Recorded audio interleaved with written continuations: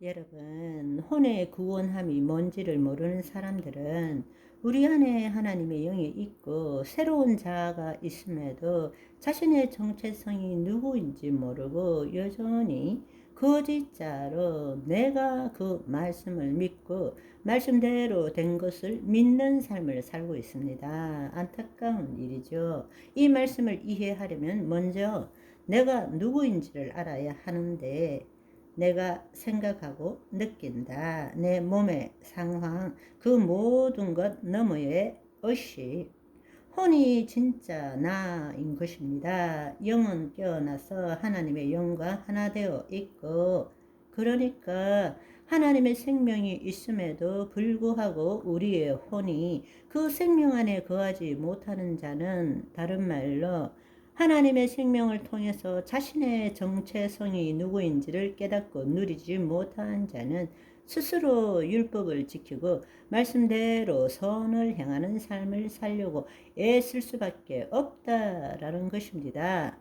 신앙생활이 부담과 압박으로 오고 고통과 괴로움이 되는 이유가 바로 이것 때문입니다. 안타깝지만 우리는 그동안에 하나님 나라 복음의 관점에서 성경을 보고 그 관점으로 인간론과 구원론을 배워본 적이 없습니다. 우리는 구원 전과 후에 인간의 존재론적 변화를 제대로 알지 못하고 있다라는 것입니다. 우선 우리가 알아야 될 하나님 나라 복음의 핵심 진리는 영의 구원함을 받은 자들이 예수 그리스도 안에서 혼의 구원을 이루어 감으로써 몸을 통하여 하나님의 영광을 드러내는 삶을 살아야 한다는 것입니다. 그런데 우리 혼이 더 이상 자신의 몸의 종로로 타지 않고 하나님의 영 안에 거해야 한다는, 즉 다른 말로 자기를 부인하고 자기 십자가를 짐으로써 그리스도 안에 거해야 한다라는 이 진리를 제대로 알지 못하고 있다는 것입니다. 거짓자로 얼마나 더 열심히 죄 안 짓고 거룩한 삶을 살아야 되는데 초점을 맞추고 있다는 것입니다. 복음의 핵심은 우리의 생각을 바꾸는 것이 아니라 우리가 새로운 의식을 갖게 되는 것입니다. 왜냐하면 하나님의 영이 이미 우리 안에 와 계시기 때문입니다. 그 영의 인도함을 받음으로써 자유의지를 가진 혼이 그동안에 몸에 종로했던 것에서 벗어나서 이런 생각으로 살아야 된다, 이걸 믿어야 된다 라는 것이 아니라 하나님의 영 안에 들어감으로써 그리스도 의식을 가지고 내 믿음이 아니라 예수 그리스도의 믿음으로 보이지 않는 세계의 말씀대로 생각하고 느낌으로써 그 실상을 우리는 가져야 한다는 것입니다. 믿음은 바라는 것들의 실상이요 보이지 않는 것들의 증거라고 말씀하셨습니다. 실상 없는 실체는 있을 수 없기 때문입니다. 이 진리를 우리가 알지 못하면 결국 주님의 말씀을 자신에게 적용함으로써 선을 행하고자 하는 삶을 살려고 애쓸 수밖에 없다라는 것입니다. 우리가 오직 믿음으로 구원을 받은 후에 그리스도 안에서 말씀을 믿음으로, 여러분이 이 말씀을 기억하시기 바랍니다.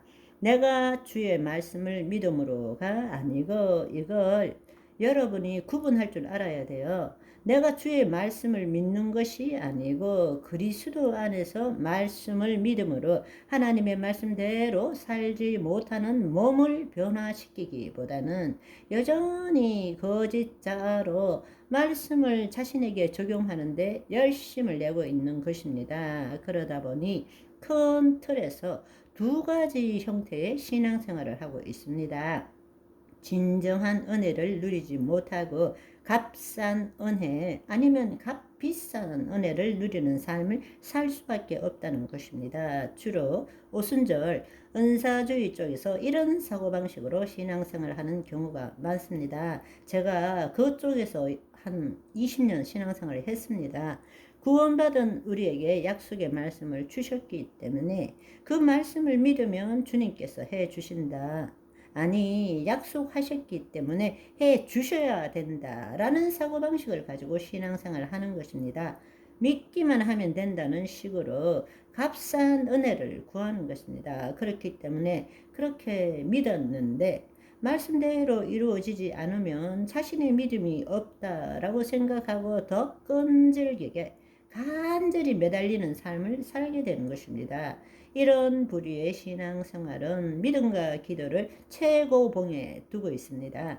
늘 믿어야 되고 기도해야 한다고 생각합니다. 그 결과로서 그리스도 밖에서 거짓자로 행함이 없는 신앙생활을 하게 되는 거예요. 이렇게 살아가는 사람들은 늘 야고보의 말씀이 걸림돌이 됩니다.